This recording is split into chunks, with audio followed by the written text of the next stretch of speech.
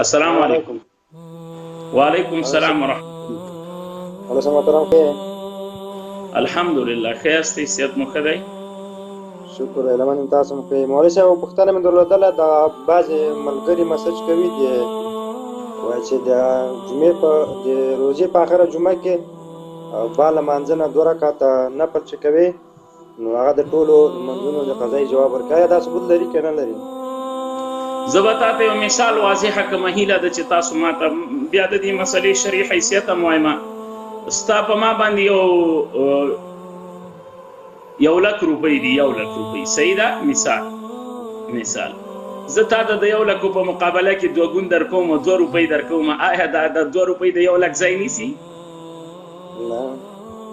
نه نیسي که نه؟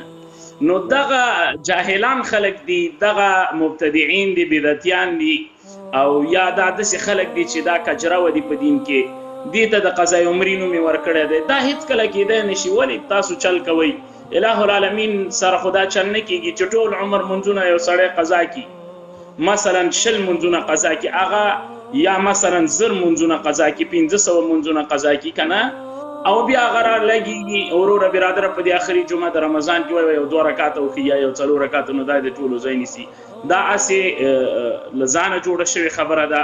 هیله ده چې د دې څخه اجتناب وکړئ. او بله دویمه خبره دا ده چې د دې ثبوت نه په قرآن کې شته ده، نه په احادیثو مبارکو کې شته، په صحیح احادیثو کې، حتی په ضعیف احادیثو، موضوعي حدیثو کې هم د دې ثبوت نشته ده.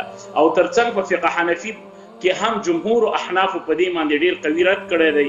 دا نشته ده. هیله ده د دې نه ځان بچ کړئ. ډېره مننه مولوي صاحب محترم. ښه وخت درته نور ملګرو ته وخت